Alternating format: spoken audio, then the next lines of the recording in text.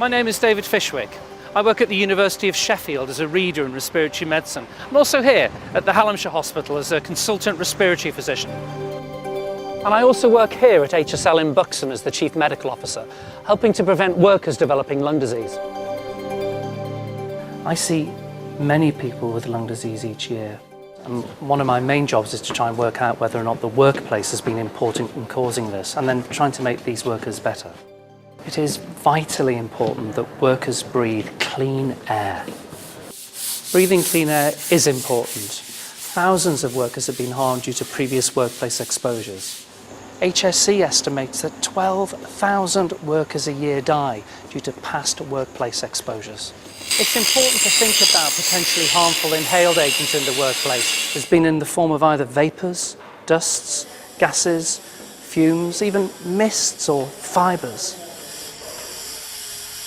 Of course, it's possible to prevent some of these problems in the workplace if everyone, that is workers and employers, take simple, sensible and practical precautions.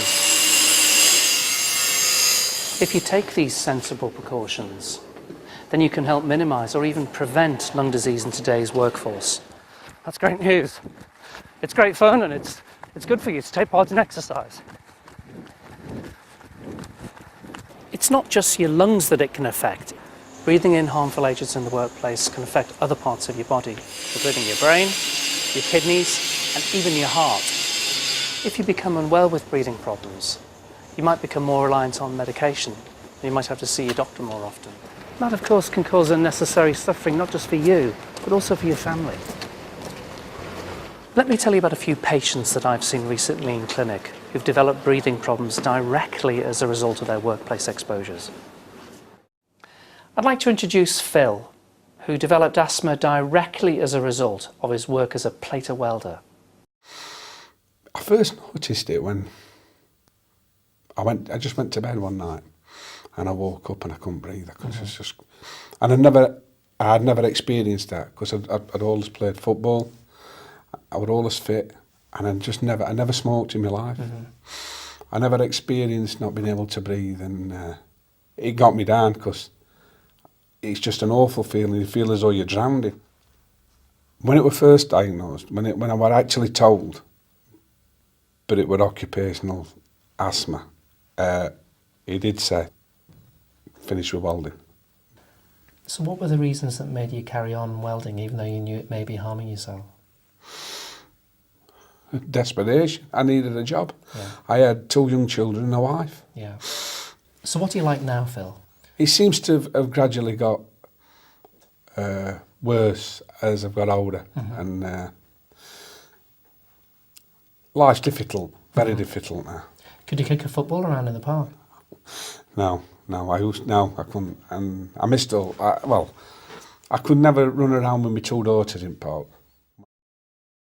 There's a tragedy here, though, because he's now short of breath at rest and finds it very difficult to do things that you and I would take for granted, specifically because of his breathing. I want to talk now about a relatively young gentleman that I saw recently in clinic. He worked for his brother in a local takeaway restaurant, and he was required to use a lot of flour. And one night, very unfortunately, he was admitted to a local hospital with an acute asthma attack. Now, his asthma is well controlled now, he's not exposed to flour, but the tragedy for him is he's now unemployed and seeking work actively with a diagnosis of asthma, and I suspect that places him in a difficult position. I'd like also to talk about a teacher who I met about a year ago. This man was in his 50s and worked at a local college.